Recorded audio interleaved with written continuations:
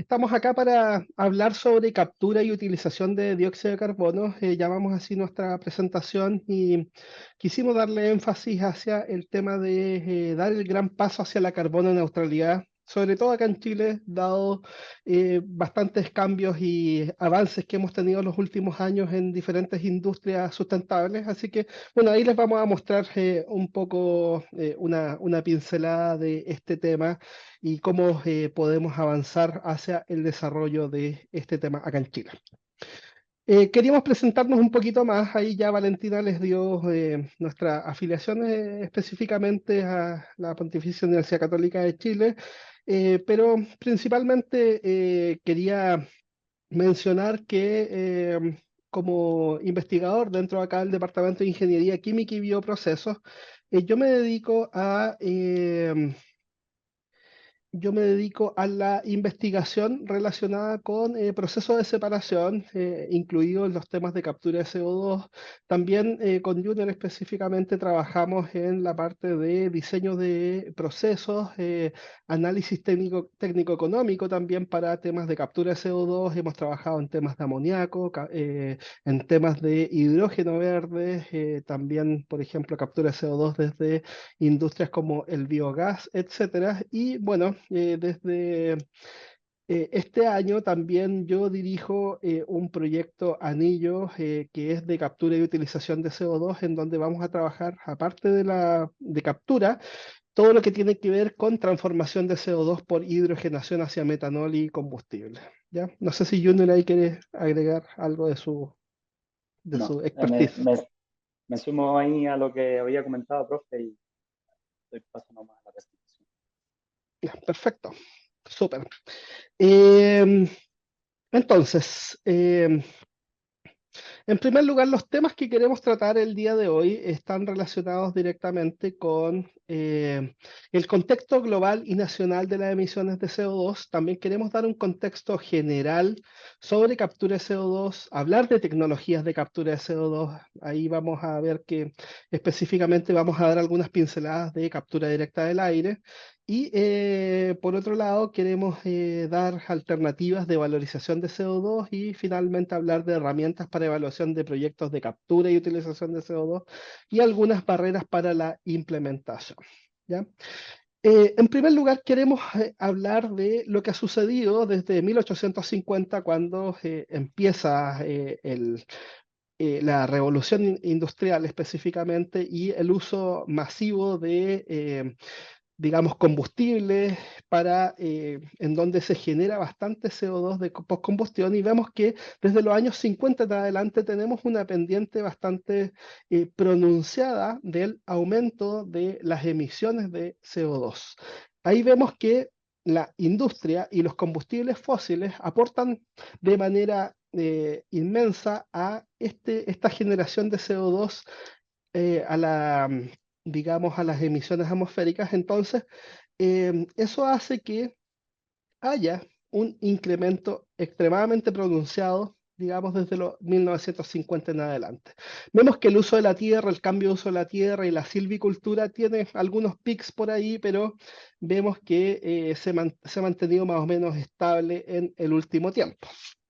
Esto lo quiero conectar un poquito con cómo ha cambiado la temperatura promedio en la superficie de la Tierra, sobre todo en la parte de tierra y mar, y nos damos cuenta que también desde los años 50 hemos tenido como un incremento en estas temperaturas y vemos que en los últimos años, desde los años 70 en adelante, hay un incremento bastante grande en donde hemos llegado hasta aproximadamente 1,2 o 1,3 grados Celsius por sobre las temperaturas de que habíamos hablado que son preindustriales.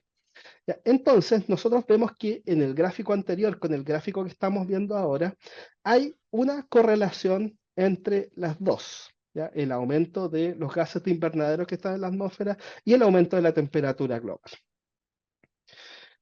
Entonces, ¿por qué nosotros hablamos de CO2 cuando son muchos gases los que están presentes que hacen este efecto invernadero? Principalmente porque si nosotros miramos este gráfico que hablamos desde 1990 hasta el año 2019 aproximadamente, en general a nivel mundial vemos que el 64% de las emisiones de CO2 o CO2 equivalentes, que ya voy a hablar un poquito más de eso, proviene de la industria de los combustibles fósiles y el 11% es CO2 específicamente que viene por uso de la tierra, silvicultura, etcétera. Otros gases de invernadero que se emiten también a partir de actividades antropogénicas son el metano, el óxido nitroso y también gases fluorados, que estos gases fluorados vienen principalmente desde refrigeración, el metano, el óxido nitroso, desde uso de la tierra, etcétera. Hay varias fuentes por las cuales nosotros producimos y esto nosotros lo expresamos como emisiones que son gigatoneladas CO2 equivalentes. O sea, nosotros lo llevamos a una escala para que sea comparable a la cantidad de CO2 que nosotros estamos emitiendo. Que esta es la fórmula básicamente del CO2 equivalente, que son las gigatoneladas de gas que nosotros estamos emitiendo, por ejemplo, metano o gases fluorados, por el potencial de calentamiento global de cada uno de ellos. Por otra parte, si nosotros comparamos el potencial de calentamiento global de los diferentes gases que nosotros estamos emitiendo, vemos que el metano es alrededor de 28. Esto es un potencial de calentamiento global de una escala de 100 años. Entonces, lo que nosotros vemos específicamente acá, que es, por ejemplo, si nosotros emitimos 1 tonelada de metano equivale a 28 toneladas emitidas de dióxido de carbono. Entonces, acá nosotros vemos que los gases fluorados tienen un potencial de calentamiento global inmenso. Entonces, puede que las emisiones no sean tantas, pero nosotros vemos que si lo llevamos a la misma escala que en la lámina anterior, representan, por decirlo, un 2% de las emisiones totales de los gases. Entonces, nosotros llevamos todas estas emisiones hacia CO2 equivalente para mantener una unidad que sea equivalente y que sea como homogénea, por decirlo de alguna forma. Nosotros vemos que la contribución industrial de estos gases de invernadero tiene que ver principalmente con el sector energético. Después sigue con la industria de cualquier tipo, puede ser cementera, industria química, petroquímica, etcétera. Después tiene que ver con todo lo que es uso de la tierra, como hablamos anteriormente, transporte, edificios, etcétera. Entonces, ahí nosotros ya claramente empezamos a ver cómo están distribuyendo estas emisiones por los diferentes sectores industriales. ¿Ya? Esto es súper importante y de esta forma nosotros ahí podemos definir de alguna forma a nivel mundial de dónde viene cada una de estas emisiones en particular. ¿Qué es lo que pasa a nivel mundial? ¿Ya? Desde la ONU, de la Organización de las Naciones Unidas, se definieron los objetivos de desarrollo sustentable.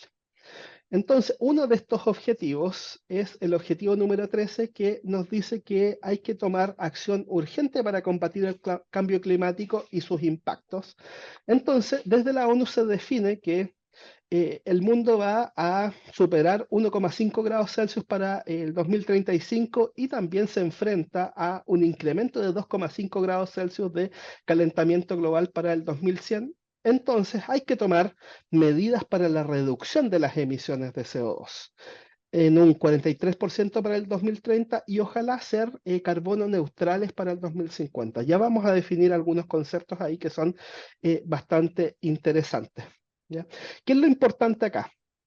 Que la idea es que al 2030 se aumente considerablemente el flujo financiero hacia acciones de cambio climático, pero el problema es cómo nosotros hacemos llegar ese financiamiento a los países en desarrollo.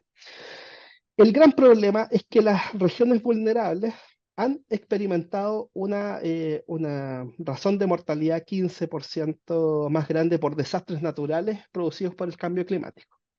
Por otra parte, también podemos mencionar el Acuerdo de París, ya que está en contexto con lo anterior, en donde se hizo un tratado que entró en vigencia el año 2016 sobre cambio climático, que es jurídicamente vinculante, lo firmaron 196 países, y la idea es limitar el calentamiento global bajo los 2 grados Celsius y como medida desafiante tratar de que ojalá no pase 1,5 grados Celsius. Vimos que en el caso anterior al 2024 ya estábamos muy cerca de ese 1,5.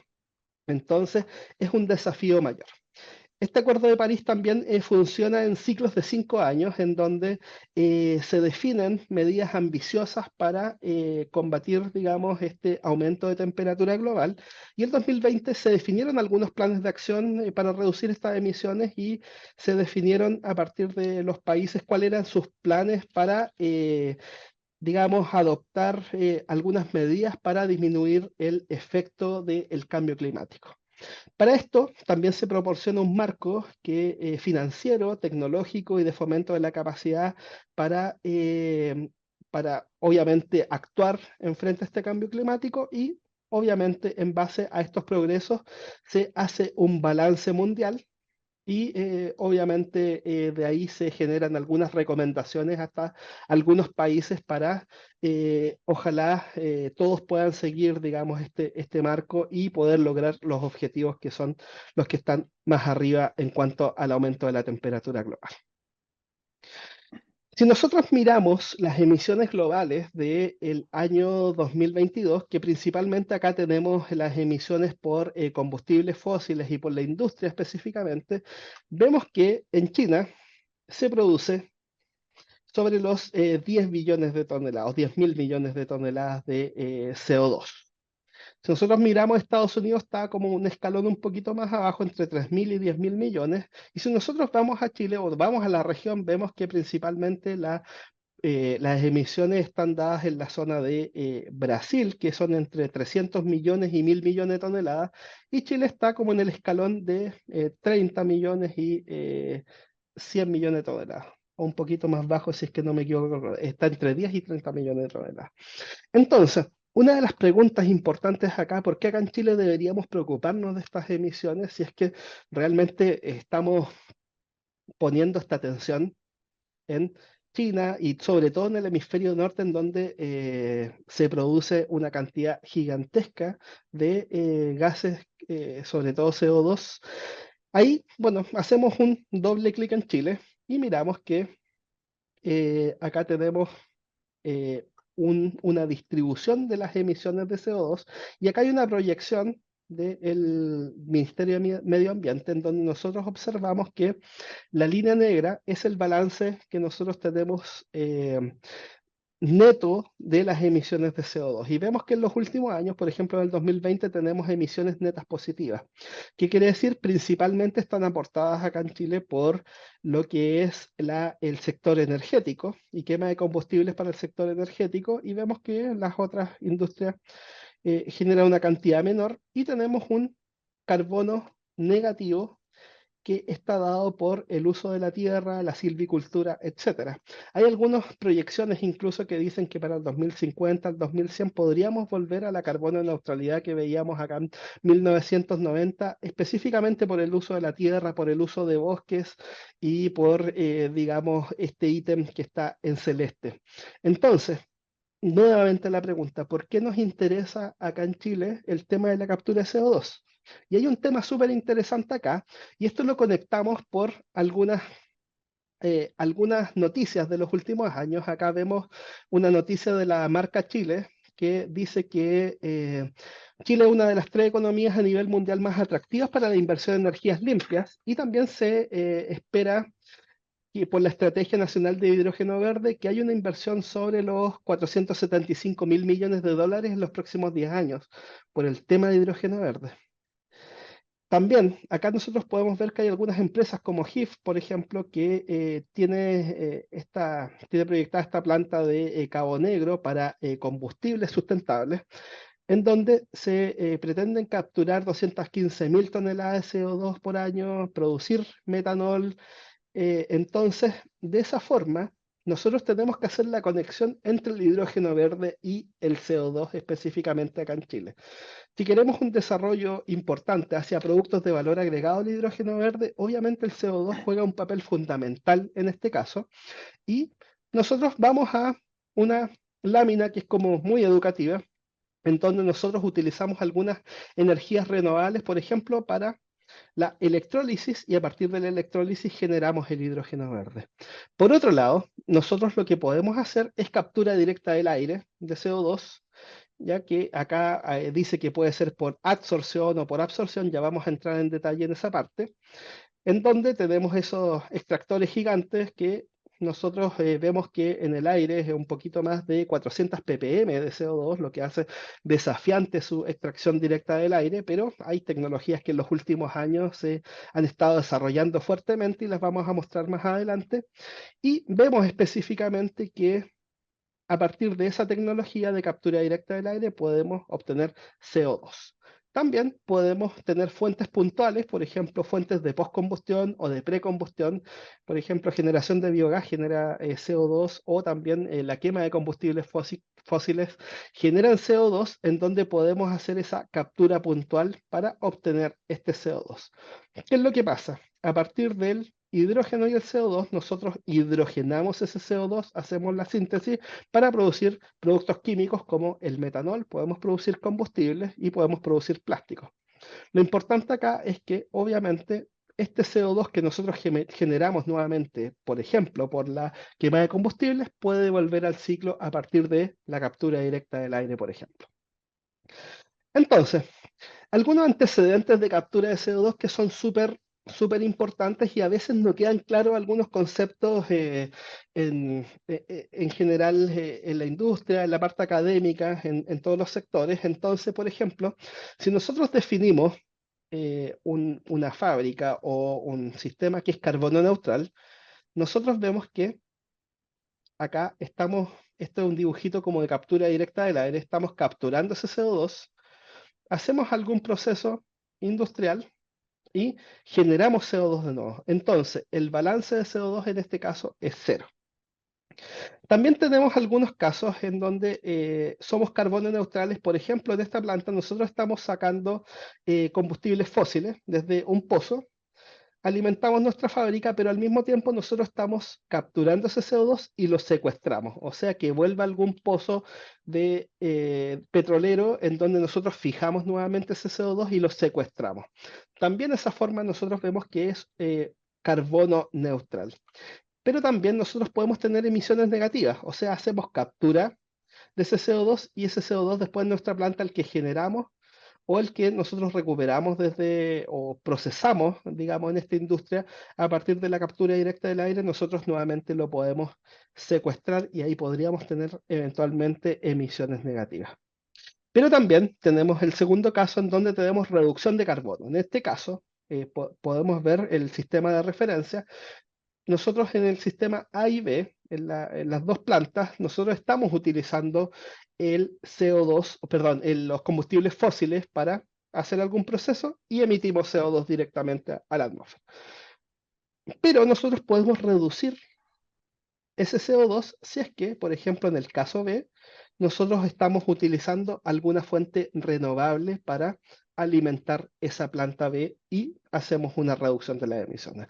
Eso es súper importante, hacer las diferencias que nosotros estamos viendo acá, porque particularmente nosotros tenemos que entender cuándo realmente estamos siendo carbono neutrales o estamos reduciendo nuestra huella de carbono. Y como vimos en el caso anterior, una pregunta típica es: ¿por qué, si nosotros queremos reducir la cantidad de CO2, nosotros la llevamos a combustibles que después los vamos a quemar de nuevo? Tenemos que ver la forma de hacer este proceso circular y las emisiones netas sean menores que las que tenemos actualmente.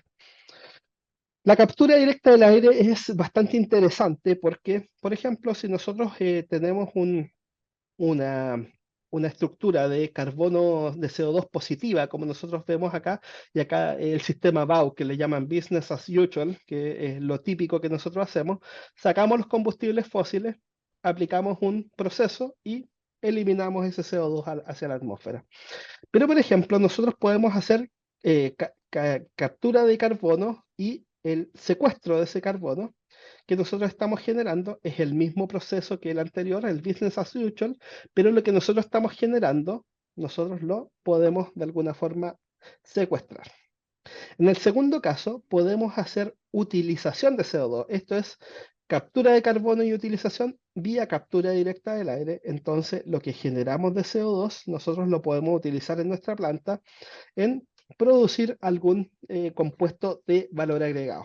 Y finalmente, también es lo que les mencionaba anteriormente en cuanto al uso de ese CO2 y cuál es el efecto del uso de la tierra, la silvicultura específicamente. Nosotros al plantar un territorio bastante grande, con bosques, etcétera, eso también tiene la absorción de CO2 que por parte de estos terrenos que nosotros plantamos, y podríamos utilizar eventualmente biomasa o lo que nosotros generemos a partir de este bosque en nuestra planta. Entonces ahí podemos hacer una emisión carbono neutral o una reducción de las emisiones de el CO2.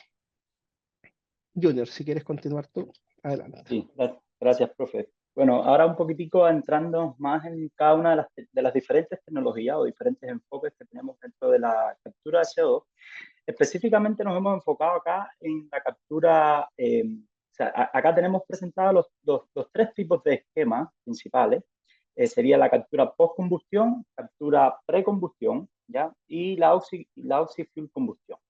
En el caso particular de las diferencias, básicamente van a estar dadas por la concentración que vamos a tener, por ejemplo, del CO2 en las diferentes corrientes desde las cuales nosotros vamos a capturar. Típicamente en las plantas de potencia, bien sean a gas natural o utilizando, por ejemplo, carbón, ese porcentaje de CO2 estará rondando entre los 5 hasta un 15% aproximadamente en volumen de la corriente residual. En el caso de los sistemas precombustión, por ejemplo, específicamente cuando lo acoplamos a plantas de gasificación, la gasificación puede ser de biomasa, puede ser de residuos sólidos, por ejemplo, ese gas de síntesis que se genera va a tener concentraciones un poco mayores, pudiendo llegar, por ejemplo, hasta 35%, en dependencia, por supuesto, del tipo de agente oxidante que se utilice. Y finalmente tenemos una tecnología que es la oxy-fuel combustión, donde en este caso específicamente se maximiza la concentración de CO2 en la corriente producto, ya que en este caso estamos combustionando el fuel que estemos utilizando, utilizando oxígeno puro, resultando precisamente como producto de la combustión solamente dióxido de carbono y agua. Esto hace evidentemente que la concentración de CO2 en la corriente producto sea mucho mayor. ¿Y por qué es relevante la concentración de CO2 en la corriente producto? Precisamente porque esto va a impactar fuertemente en los consumos energéticos y en las capacidades y eficiencias de captura de cada uno de estos procesos. Específicamente, nosotros nos vamos a estar en la siguiente diapositiva centrando en la captura post-combustión. ¿Sí? Siguiente lámina, profe. Ya. ¿Por qué captura post-combustión y por qué vemos con gran relevancia la captura post-combustión acá? Bueno, una de las grandes ventajas de los sistemas de captura post-combustión es que es una tecnología end-pipe, o sea que nosotros podemos integrarla de manera más sencilla, por decirlo de alguna manera, a plantas que ya estén en existencia. Estas plantas pueden ser lo mismo plantas de potencia, ya sea a gas natural o a carbón mineral, pero también pueden ser plantas industriales, como es el caso, por ejemplo, de plantas de cemento, en algunos casos incluso sistemas de captura con biogás, etc. Por eso nosotros pensamos que tiene como cierta relevancia por encima de los sistemas de captura precombustión, los cuales normalmente no son como muy recomendados para tecnologías, o sea, para plantas que ya estén en existencia, sino para nuevos procesos. Acá realmente, por ejemplo, una de las mayores aplicaciones sería, como decía en la lámina anterior, la gasificación, y en verdad tendríamos entonces que estar pensando en desarrollar sistemas de gasificación de biomasa, por ejemplo, para acoplarlos a este tipo de alternativas. Dentro de las alternativas de captura post-combustión, normalmente tenemos como 4 grandes grupos, que son los procesos de absorción con B, serían las tecnologías básicamente de absorción química. En este caso utilizamos diferentes absorbentes de diferentes naturalezas, pero en cualquier caso se produce una reacción química entre el dióxido de carbono y este absorbente, Esos absorbentes normalmente, el estado del arte, el uso más extendido son las aminas, específicamente la MEA, monometanolamina, pero también hay solventes con soluciones alcalinas, o sea, soluciones de potasio, amoníaco, y más recientemente hay estudios igual que han ido desarrollando el uso de líquidos iónicos. Por otro lado están los procesos de absorción, son procesos superficiales donde el CO2 va a quedar anclado a la superficie de ciertos materiales. Específicamente, la diferencia entre estas diferentes tecnologías va un poco por la etapa de regeneración, o sea, cómo nosotros regeneramos ese lecho absorbente, y por eso es que vemos, por ejemplo, tenemos los cambios de presión, que serían los PCA, cambios de temperatura, TCA, y el uso de tecnología de vacío con cambio de temperatura, que sería el VTCA. Específicamente esos materiales absorbentes, bueno, de los más extendidos tenemos carbones activados, uso de zeolitas, y recientemente se ven como muy prometedores el uso de los llamados MOF. Por el otro lado del esquema tenemos también los sistemas de membrana, que básicamente la diferencia está en la naturaleza de la matriz de dicha membrana, y ya después tenemos sistemas combinados que pueden, por ejemplo, específicamente combinar el uso de membranas con procesos de absorción, membrana con procesos de liquefacción. Siguiente, profe. Quizás las más relevantes, como mencionaba, son la absorción química, por un lado, ya donde básicamente tenemos entonces una corriente de flue gas, o sea, resultado de la combustión, que la ponemos en contacto con un absorbente. Esto ocurre normalmente en una primera etapa, que es una torre de absorción. Acá tenemos como resultado una corriente rica en ese CO2 capturado, que se va a regenerar en una segunda columna, que normalmente llamamos columna despojadora, y ambas columnas, un poco para incrementar la eficiencia energética del proceso, están conectados a través de estos intercambiadores recuperadores. Esto, como les decía, es quizás una de las tecnologías más extendidas en el uso de captura post-combustión. Por otro lado, la absorción, como mencionaba, un esquema normalmente se van a desarrollar en diferentes lechos empacados. En cada uno de estos lechos normalmente se comprime la corriente de gas de combustión y se hace pasar a través de este lecho. Una vez que se absorbe el CO2, pues es necesario regenerar este lecho. En este caso particular de la figura que mostramos, la regeneración es por cambio de temperatura, y básicamente lo que hacemos es incrementar la temperatura del lecho para absorber el CO2. Esto hace, a diferencia de los procesos de absorción química, que son procesos normalmente que ocurren de manera continua, que acá normalmente en los sistemas de absorción estemos trabajando por ciclos, o sea, ciclos de absorción, tenemos que después regenerar el lecho absorbente, etc. Ya, siguiente, profe.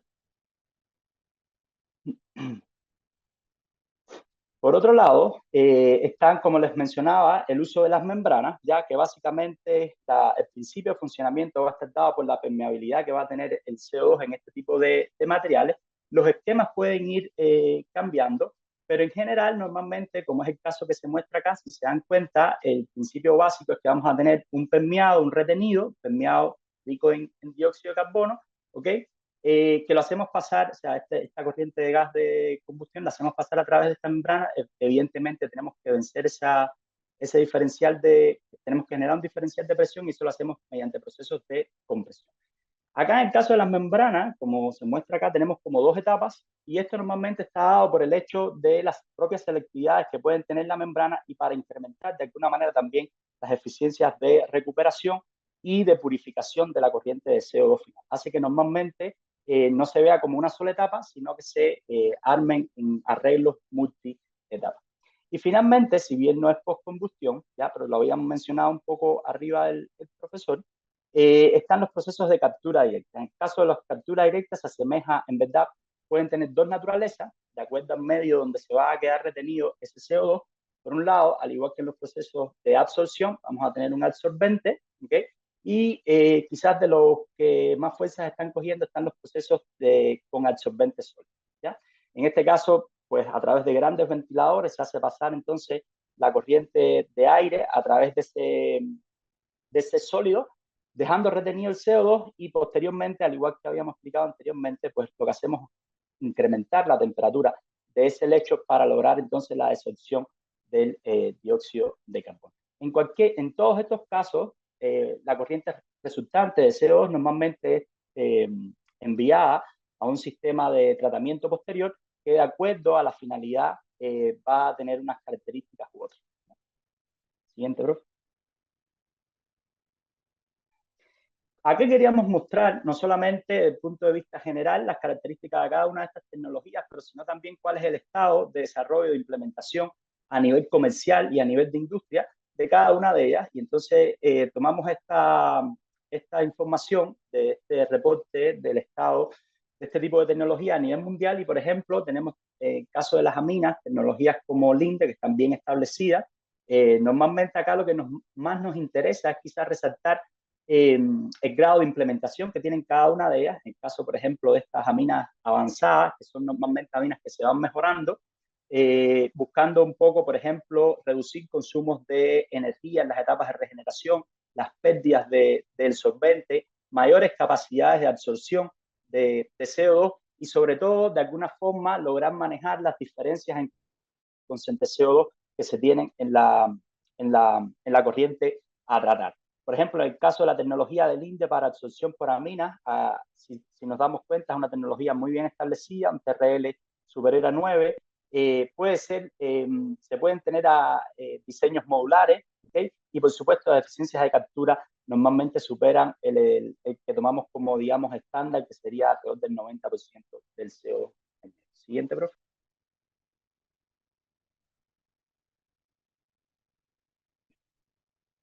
El otro caso sería el PCA, de manera similar, igual es una tecnología que no solamente podemos verla en sistemas post-combustión, pero quizás la mayor aplicación que vemos hoy es precisamente en plantas, por ejemplo, para la producción de hidrógeno desde gas natural, ¿okay? Pero igual es una tecnología, como mencionaba, bien establecida, un TRL alto, ¿okay? Puede manejar, por ejemplo, eso sí, si nos damos cuenta acá en la tabla, fuentes que tengan concentraciones de CO2 superiores al 7%. Eso hace que quizás no sea como muy recomendada, por ejemplo, para plantas a gas, donde normalmente tenemos concentraciones de CO2 inferiores a ese valor. En este caso particular no se reporta los consumos energéticos del proceso, pero igual en algunas ocasiones pueden estar cercanos igual o quizás ligeramente inferiores a los sistemas de capturas con ameno. Otra de las tecnologías. Siguiente, profe. Otra de las tecnologías, como les había mencionado, es el uso de materiales emergentes, como es el caso de los Metal Organic Framework o MOF, ¿ya? En este caso particular, vean, esto igual es una compañía que está desarrollando esta tecnología. Acá, evidentemente, los TRL son más bajos, son TRL en el orden de escala a niveles de implementación, escala piloto, quizás un poco más bajos, o sea, TRL en el orden de los 4, 6 particularmente. Lo interesante acá es que de acuerdo, por ejemplo, a la página y lo que aparece reportado para esta tecnología, se logran eficiencias de remoción bien altas con consumos energéticos bajos comparado con las tecnologías que se mencionaron anteriormente. Es muy rápida el proceso de captura y de regeneración de los lechos. Es como de las grandes ventajas que va ofreciendo este tipo de materiales. Por supuesto, las purezas que se obtienen de la corriente final. Y otro aspecto importante que nos permite de alguna manera también ir trabajando de acuerdo a las escalas es que también se ve la posibilidad de obtener diseños modulares. Siguiente. Otra tecnología, otra tecnología particularmente interesante, que en este caso es una especie de, como les decía, el diseño combinado, porque acá, por ejemplo, esto es un reactor de membrana, pero que en este caso en el interior se tiene una membrana por donde fluye la corriente de gases y por el exterior tenemos una corriente de absorbente. Este diseño hace que se maximicen las capacidades, por ejemplo, un diseño de intensificación de procesos, se maximizan las capacidades, se reducen evidentemente los consumos energéticos porque usted requiere menos absorbente, ya que tiene un paso de preconcentración precisamente con la membrana. De acuerdo a la página, por ejemplo, de la compañía, es posible esperar reducciones de los costos de operación que hacen que esta tecnología sea competitiva, por ejemplo, con costos alrededor de entre 30 y 50 dólares por tonelada, que es lo que normalmente, por ejemplo, encontramos hoy para la captura con aminas. Siguiente, profe. Y bueno, y finalmente, uno de los varios ejemplos de las principales compañías que están trabajando en esta tecnología, que es captura directa desde el aire, el sistema en principio, tal cual lo habíamos explicado anteriormente, los TRLs en verdad todavía están como bajos, o sea, no hay como un despliegue de esta tecnología a escala extendida, a escala comercial. Los consumos, por ejemplo, para este caso particular, en cierto grado no mejoran mucho comparado con quizás los sistemas de aminas, por ejemplo, si estuviéramos capturando desde postcombustión, ¿ok? Y bueno, como aparece en la tabla, podemos ver igual que todavía estamos como avanzando, es una tecnología que está avanzando, la mayoría de las plantas son a escala piloto o en escalas más bajas, sin embargo, no solamente se ven prometedoras, en este caso particular, para capturas del aire, sino también que la compañía menciona que puede ser, por ejemplo, aplicada como en otro tipo de captura industrial, por ejemplo. Siguiente. Y como les decía, infraestructura que también ayuda a soportar todo lo que es el proceso de captura, no solamente la captura como tal, sino también una vez capturado, necesitamos, por ejemplo, deshidratar ese CO2 capturado para lograr cumplir con las especificaciones finales de diseño. En otro caso, por ejemplo, tenemos acá un ducto de gases de combustión para llevarlo precisamente desde la planta de combustión o de la fuente de emisiones hasta la planta de captura. Esto es infraestructura que se necesita más allá de lo que es el proceso de captura como tal, y hay hay compañías que también tienen desarrolladas estas tecnologías a escala comercial. Ya. Y bueno, un poco el profe lo introducía al inicio con la hidrogenación del CO2. Básicamente tenemos entonces diferentes fuentes desde las cuales podemos capturar este CO2. Puede ser desde el aire, puede ser de una fuente no renovable, puede ser de una fuente industrial o puede ser incluso de procesos que de alguna manera traten la biomasa. Y acá tenemos entonces dos grandes ramas, que sería el uso directo del CO2. Ese CO2 capturado puede ser usado de manera directa, por ejemplo, en la industria de los alimentos, como solvente, en la producción de algas, los cuales a su vez podemos obtener otro grupo interesante de productos de valor agregado. Y por otra ruta tenemos entonces la conversión de ese CO2, o sea, procesos donde de alguna manera el CO2 es transformado químicamente. Y acá normalmente hay diferentes vías para hacer esto. Hay vías catalíticas, vías electroquímicas, ¿ok? Pero básicamente llegamos a tres grandes grupos que serían precisamente los combustibles, quizás como uno de los más prometedores, pero también productos químicos como pueden ser los polímeros, el metanol, ácidos orgánicos que también se ocupan hoy, y bueno, en la industria de la construcción para precisamente la elaboración de materiales de construcción o mejora de algunos de estos materiales. Bien, siguiente, profe. Específicamente, esto es algo que ya se viene haciendo por varias compañías, no solamente, por ejemplo, y hay ya como pasos de avance en este sentido. Tenemos acá, por ejemplo, el caso de la industria del cemento. Otro caso muy relevante, sobre todo para acá, para el país, hay un programa que es precisamente el programa de vuelo limpio, que de alguna manera hace foco en la producción de combustibles de SAF, ¿ya? Combustibles sustentables de aviación. Y específicamente, por ejemplo, acá mostramos los resultados que aparecen en la tecnología que ha venido desarrollando Tapsoe para la síntesis precisamente de combustibles de aviación desde CO2. Específicamente tienen diferentes rutas. Acá se muestran dos de ellas particulares que de alguna manera pues usan directamente el CO2. Por tanto, acá nosotros vemos igual como un potencial interesante el uso del CO2 específicamente en el contexto de la producción de combustible. Siguiente, por favor. Y dentro de los ejemplos quizás más relevantes también, bueno, como les decía, el uso en la producción o en crecimiento de algas ya es súper relevante por todo el espectro de productos que se pueden obtener a partir de esas algas, pero también por otro lado, bueno, y nuevamente un poco ligado a la producción de combustibles sintéticos, está el proyecto acá en Magallanes, que igual es uno de los primeros de su tipo en el mundo, ¿ok? Y por tanto también encontramos relevante el hecho de que se estén dando pasos en este sentido y por tanto de alguna manera entender estas tecnologías de captura ya y cómo impactan en los resultados a la hora de hacer las evaluaciones de los proyectos es sumamente relevante. Y entrando precisamente en eso, siguiente, profe.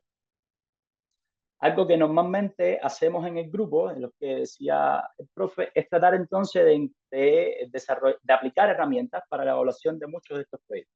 O sea, proyectos no solamente de captura, sino proyectos también de valorización de SCO, ya bien sea por uso directo o por conversión química. Y en el caso particular lo que hacemos es aplicar una estrategia general de diseño de procesos químicos donde vamos integrando tanto elementos de economía, elementos termodinámicos, de operaciones unitarias y todo esto precisamente de acuerdo a cómo se muestra acá en la figura para lograr entonces una secuencia de pasos que precisamente nos permite evaluar de manera más efectiva los proyectos de captura y valorización.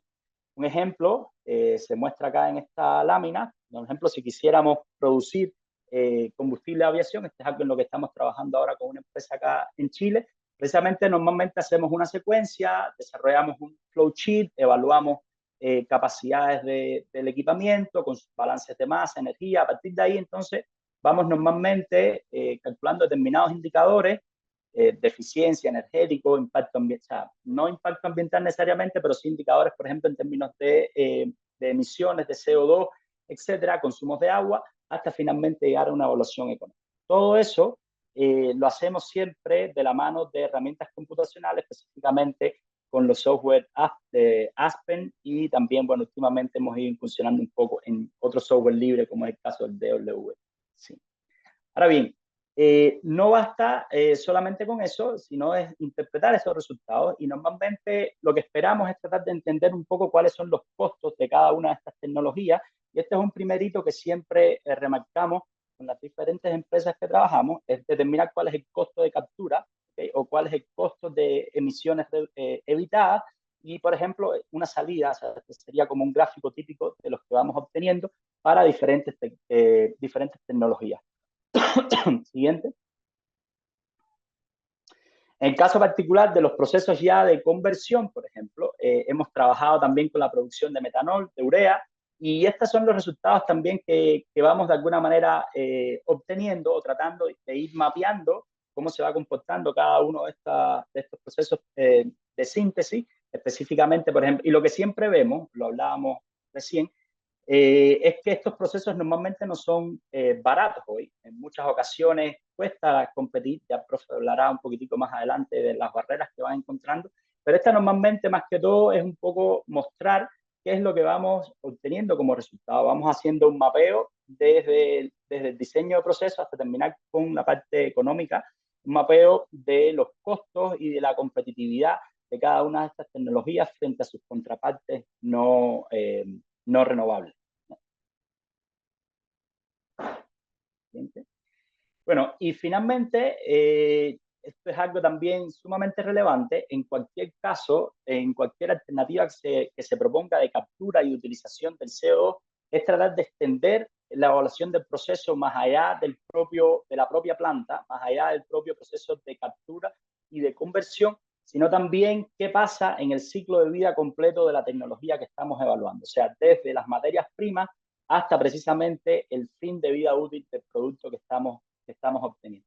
Y por eso es sumamente relevante que nosotros en cualquier proyecto de captura y utilización de CO seamos capaces en algún punto lograr desarrollar un análisis de ciclo de vida que realmente revele si estamos haciendo una contribución verdadera en términos de reducción de emisiones comparado con la alternativa base o, digamos, de alguna manera no sustentable. Bueno, acá uno de los temas más importantes con los que tenemos que tratar, digamos, en el caso de la captura de CO2 y también de la utilización, ¿cuáles son las barreras para la implementación? El año 2022 y todos los años AspenTech hace una encuesta global de sustentabilidad para ver qué es lo que más cuesta, digamos, en implementar estos desarrollos sustentables y nosotros vemos que principalmente los costos o todo lo que tiene que ver con economía del proyecto es lo más importante. Ya sobre todo, acá en Chile al menos nos hemos dado cuenta que la economía de escala juega un papel extremadamente fundamental.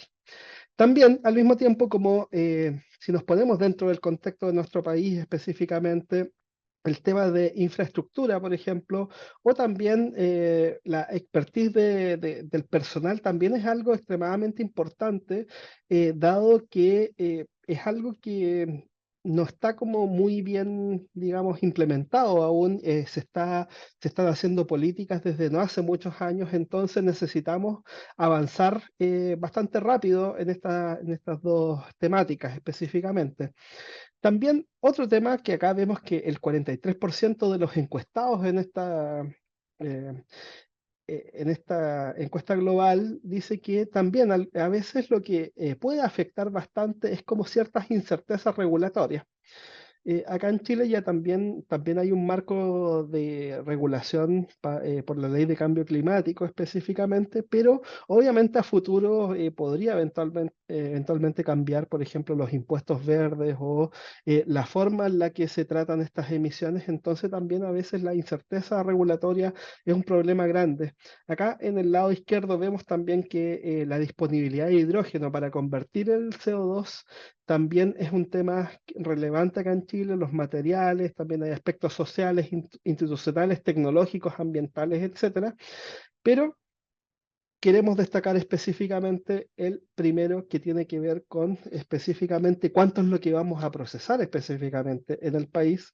Y ahí obviamente tenemos que hacer una buena proyección para determinar de excelente manera lo que son los CAPEX y los OPEX de este tipo de procesos. Finalmente, estos temas que son extremadamente relevantes para lo que se va a hacer a futuro o lo que ya se está haciendo dentro del país en cuanto a captura y utilización de CO2, nosotros los queremos invitar a lo que es el diplomado en captura y utilización de CO2 que vamos a comenzar en el mes de octubre. Específicamente tenemos 4 cursos en donde vamos a hacer un curso de emisiones, captura, almacenamiento y conversión de CO2. Vamos a ver aspectos termodinámicos, aspectos físicos de cada una de estas etapas de la cadena de valor del CO2, para después pasar a un curso de tecnologías de captura y conversión de CO2, y esto aplicado a cada una de las industrias que nosotros nos puedan interesar. Y ahí vamos a tener charlas bastante interesantes con respecto a eso. Y bueno, Junior dio una pincelada de los desarrollos tecnológicos que hemos tenido a nivel mundial, algunos de los más interesantes. Después vamos a tener un curso de análisis técnico-económico y marcos regulatorios de procesos de CO2 en donde vamos a enseñar específicamente las técnicas que nosotros utilizamos para determinar una evaluación económica de proceso y también, obviamente, las barreras que mencionamos anteriormente para finalmente un curso transversal que vamos a tener de evaluación de proyectos de CO2, que es básicamente un trabajo en grupo dirigido por nosotros en el cual cada grupo se va a centrar en alguna industria, en alguna aplicación particular, alguna técnica de captura y utilización de CO2, en donde vamos a poner manos a la obra para desarrollar ese proyecto.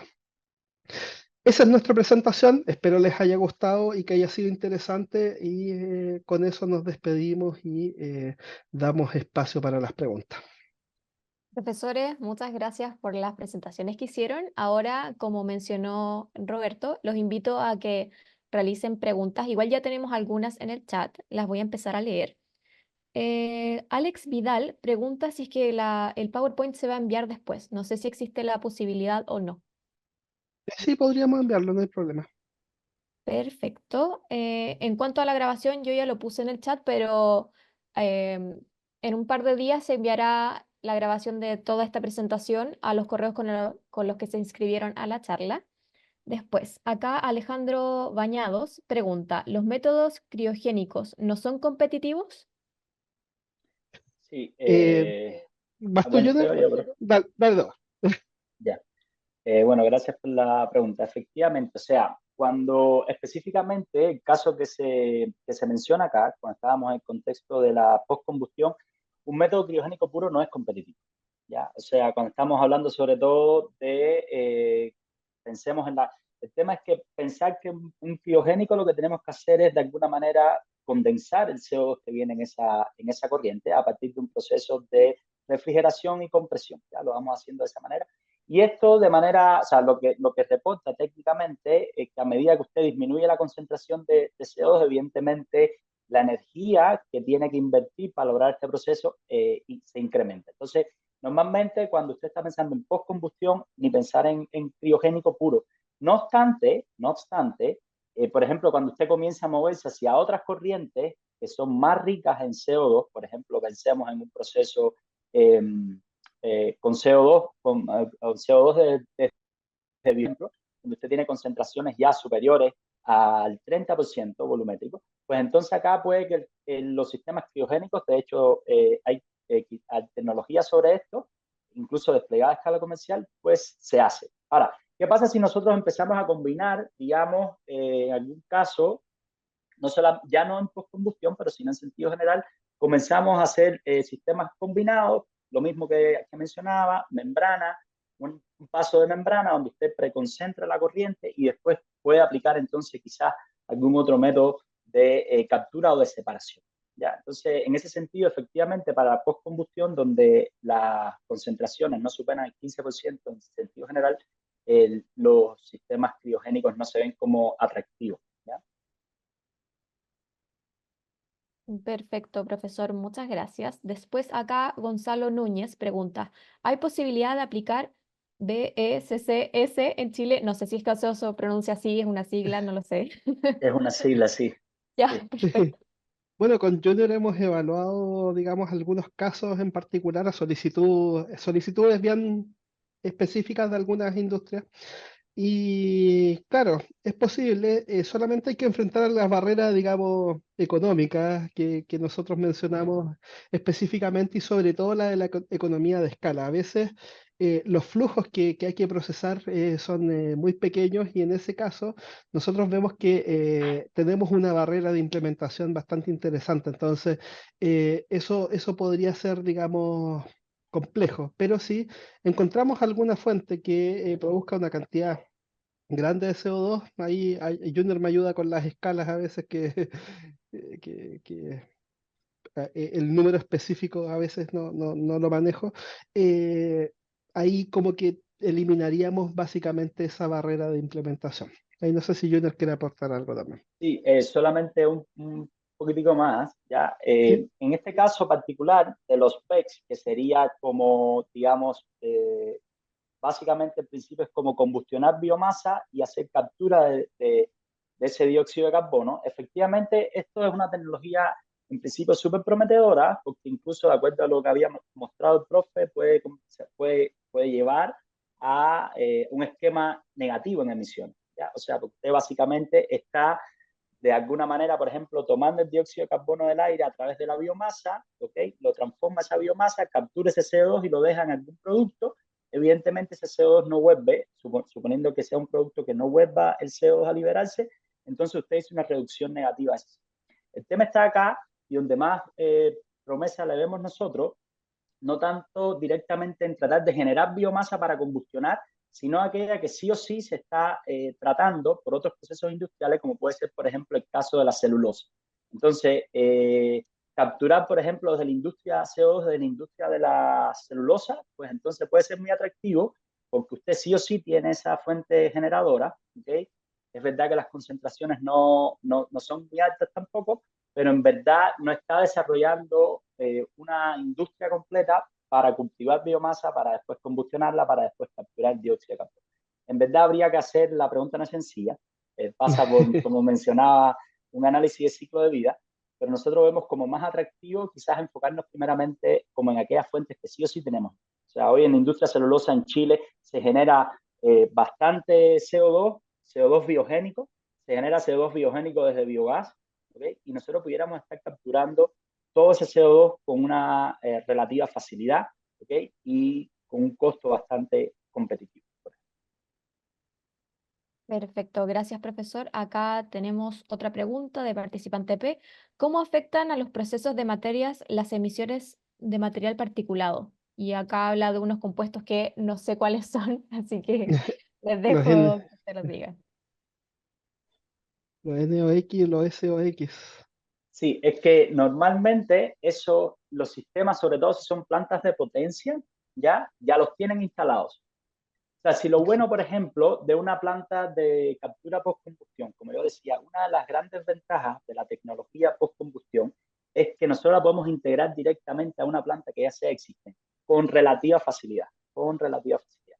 Entonces, pensando en una planta, digamos, a gas natural, ya todas esas plantas tienen sistemas de tratamientos de gas. Por tanto, de alguna manera, usted está eliminando todo ese material particulado, todos esos NOx, SOx. Si se mueve al biogás, algo similar, porque en una planta donde usted esté hoy procesando el biogás en motores de combustión interna, también tiene que desulfurar ese biogás, también tiene que eliminar agua, etc. Entonces es un poco que también esas tecnologías ya están establecidas, no es problema, y normalmente no debería representar una barrera para la implementación de sistemas de captura. Sí, es un tema súper relevante. ¿Qué pasaría en el caso de que no estuviera esa implementación hecha en la planta? Es bien complejo para la captura porque, por ejemplo, el SO2 compite bastante con el CO2 en cuanto a solubilidad, si es que se hace absorción química, por ejemplo. Entonces sería bastante complicado. Entonces es súper relevante que sí existe, digamos, en las plantas actuales la remoción de SO2, por ejemplo, o de NOx, y no solamente la del, digamos, y no solamente, o sea, solamente tendríamos que aplicar, digamos, como dice Junior, la planta para captura CO2. Así que súper interesante esa pregunta. Acá tenemos otra pregunta de Fabiola Valdebenito, que es en torno al diplomado. ¿Se abordará en el curso uso de catálisis para manejar el tema de la selectividad en la captura de CO2 desde el aire, por ejemplo?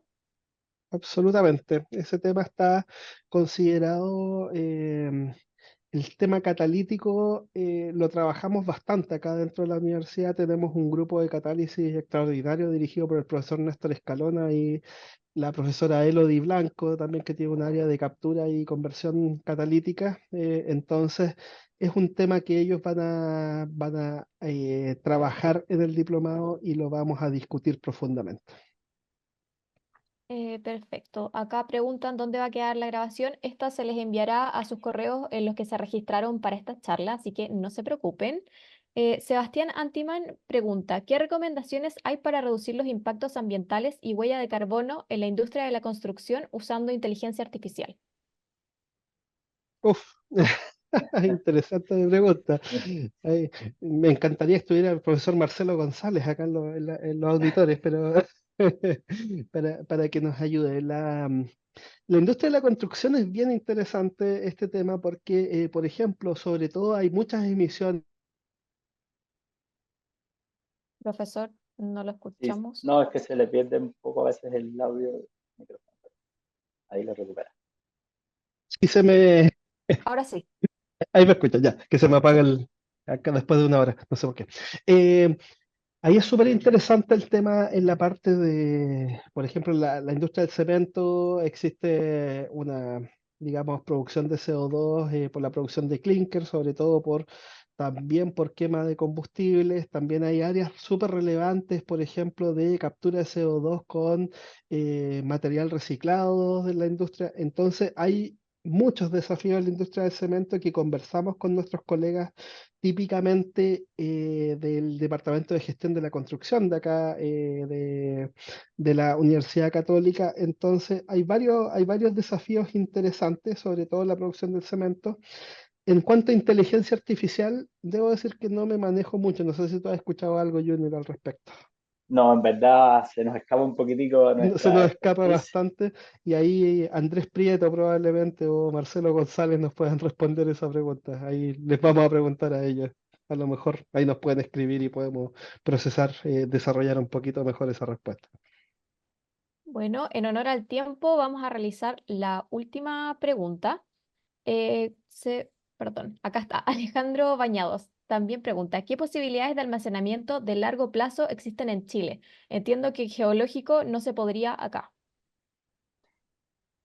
Eh, usted, profe. Dale. Mira, esa es una pregunta súper relevante, ya, súper, súper relevante. Sobre todo acá, como mencionaba, me parece que fue Alejandro que hizo la pregunta, como mencionaba Alejandro, acá en Chile no tenemos como, al menos desde mi conocimiento, ninguna de esas aparece un experto en geología y nos dice que no, es así, pero en verdad, precisamente porque la mayoría, o sea, muchas de estas zonas donde normalmente pudiéramos hacer almacenamientos geológicos, son lugares donde en algún momento hubo también formaciones de pozos petroleros, etcétera. O sea, como que geológicamente hay, digamos, de alguna manera, ¿cómo decirlo? Están dadas las condiciones para ello. Ahora bien, si bien es verdad que no tenemos como para hacer secuestro, ¿ya? O sea, y dejar ese CO2 que capturamos por cualquier vía secuestrado completamente. Por eso nosotros también vemos que quizás el foco acá en Chile no sea tanto el secuestro, ¿ok? Sino más que todo la conversión y valorización de ese CO2. Y en verdad, porque tampoco esperamos que los volúmenes, porque no tenemos tampoco una industria, por ejemplo, no hay una industria petroquímica grande acá en Chile, con grandes precisamente yacimientos fósiles, donde usted también tenga una fuente adicional de CO2 en una cantidad sumamente grande, que haga entonces de alguna manera atractivo los costos de secuestro, ¿ya? Porque no solamente captura, acá implica captura, transporte y el costo de tener secuestrado ese sol. Entonces, en verdad, más que pensar en capacidades de secuestro, lo que hay que pensar es en capacidades de almacenamiento de CO2, ¿ya? Sobre todo porque toda esta industria del hidrógeno verde y de valorización y de síntesis de combustibles sintéticos pasa por un punto que es la llamada intermitencia, ¿ya? Y esa intermitencia se va a reflejar no solamente en la intermitencia de renovables y por tanto traspasada a la producción de hidrógeno y traspasada a la producción de derivados, sino también a la intermitencia en el consumo, ya en la demanda y suministro de CO2. Entonces, quizás ahí también hay que jugar un poco, ese es un punto importante, en cómo la intermitencia que vamos a tener en el uso de estas renovables para la producción de todas estas tecnologías también puede afectar el almacenamiento de CO2 y disponibilidad de CO2. Entonces, como también un aspecto relevante más que el secuestro, porque en verdad no hay condiciones para secuestro acá y los volúmenes, en verdad, con los que las proyecciones es que lo estaríamos ocupando todo en principio, ¿ya? Profesor Roberto, no sé si quiere agregar algo a lo que comentó el profesor Junior. No, está muy buena la respuesta. Buenísimo. Muchas gracias a quienes se conectaron hoy día y que tengan una muy buena tarde. Gracias a todos.